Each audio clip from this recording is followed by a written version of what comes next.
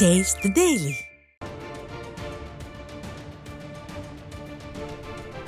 தற்போதைய அண்மை செய்தி.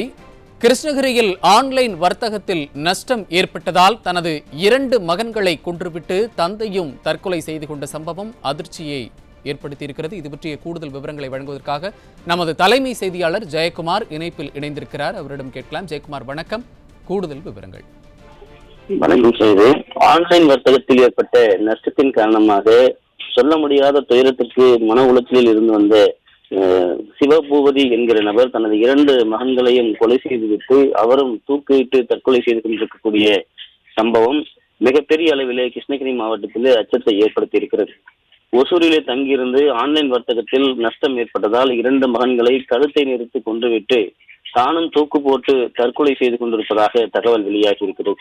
தூத்துக்குடி மாவட்டத்தைச் சேர்ந்த ஆழ்வார் கற்குளம் கிராமத்தைச் சேர்ந்தவர் சிவபூபதி. இவருக்கு வயது 45. இவர் ஒசூர் குறிஞ்சிநகர் பகுதியிலே குடும்பத்தோடு வாடகை எடுத்து தங்கி வந்திருக்கிறார். அங்கே ஆன்லைன் நெட்வொர்க் மூலமாக ஷேர் மார்க்கெட்டில் பல்வேறு இடங்களில் தொழில் செய்து வருவதாக கூறப்படுகிறது.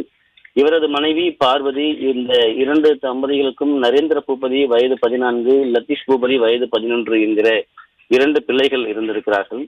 ஒசூர் சமத்துவபுரம் பகுதியில் அரசு பள்ளியிலே இந்த 2 குழந்தைகளும் படித்து வருகிறார்கள். சிவபூபதி ஆன்லைன் வர்த்தகத்தில் ஏற்பட்ட நஷ்டத்தின் காரணமாக மிகப்பெரிய மன உளைச்சலில் இருந்து வந்ததாக கூறப்படுகிறது.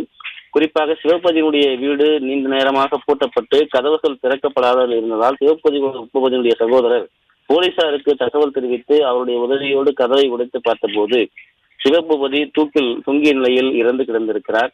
தொடர்ந்து உள்ளே சென்று விசாரித்த போது 2 மகன்களும் கழுத்து நெரிக்கப்பட்டு கொலை செய்து கிடந்தது தெரிய வந்திருக்கிறது. சிவபூபதியுடைய மனைவி பார்வதி கடந்த 1 வாரத்திற்கு முன்பு சொந்த ஊராக இருக்கக்கூடிய தூத்துக்குடி மாவட்டம் ஆழ்வார் குளத்திற்கு சென்றிருக்கிறார். இந்த சம்பவத்தை பொறுத்தளவிற்கு இந்த ஆன்லைன் வர்த்தகத்திலே தொழில் செய்ததாக கூறப்படுகிறது. குறிப்பாக ஒசூர் என்கிற அந்த சம்பவத்திலே அந்த பகுதியிலே 12 ஆண்டுகளுக்கு மேலாக இவர் வசித்து வருவதாகவும் ஆன்லைன் வர்த்தகத்திலே தொழில் செய்து வருவதாகவும் சென்னையிலும் இதே போன்று ஆன்லைன் மூலமாக தொழில் செய்து வருவதாகவும் கூறப்படுகிறது. இதில் ஏற்பட்ட நஷ்டம் என்பது மிகப்பெரிய அளவிலே இருந்ததாகவும் இதில் தொடர்ச்சியான ஒரு மன உளைச்சலிலே அவர் இருந்து வந்ததாக தெரிய வந்திருக்கிறது. குறிப்பாக 2 பிள்ளைகளும் பள்ளியிலே படிக்கக்கூடிய அந்த பச்சிளம் குழந்தைகளில் தொழில் நஷ்டத்தின் காரணமாக கழுத்தை நிறுத்தி கொலை செய்துவிட்டு தானும் சிவபூபதி தூக்கிட்டு தற்கொலை செய்து கொண்டிருக்கக்கூடிய சம்பவம் என்பது ஒட்டுமொத்தமாக அந்த ஒசூர் பகுதியையே இன்றைக்கு நிலைகுலைய செய்திருக்கிறது. அதே போன்று பார்வதி தூத்துக்குடி சென்றிருக்கிறார். அந்த குடும்பத்தினுடைய உறவுகளும் நிலைகுலைந்து போயிருக்கிறார்கள். ஆன்லைன் வர்த்தகத்திலே இவர் எப்படி முதலீடு செய்தார், என்ன மாதிரியான நஷ்டத்தை அடைந்தார் என்பது குறித்து விசாரணை நடைபெற்று வருகிறது. வேறு ஏதாவது காரணங்கள் இருக்கிறதா என்ற கோணத்திலும் விசாரணை நடத்தப்பட்டு வருகிறது. குறிப்பாக ஒரே குடும்பத்தைச் சேர்ந்த 3 உயிர்கள் பரிதாபமாக உயிரிழந்திருக்கக்கூடிய இந்த சம்பவம் என்பது அந்த பகுதியில் இருக்கக்கூடிய மக்கள் மத்தியில் மிகப்பெரிய அச்சத்தை ஏற்படுத்தி இருப்பது குறிப்பிடத்தக்கது.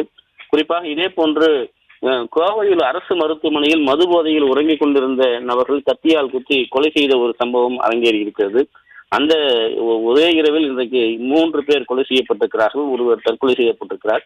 மிகப்பெரிய அளவில் தமிழகத்தில் நாளுக்கு நாள் கொலை சம்பவங்கள் அரங்கேறி கொண்டிருக்கிறது. தமிழகம் முழுவதும் கொலைக்களமாக மாறிக்கொண்டிருக்கிறது.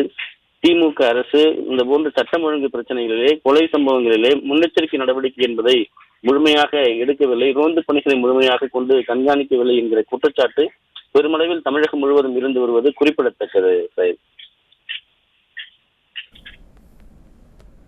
விவரங்களை வழங்கியமைக்கு நன்றி ஜெயக்குமார்.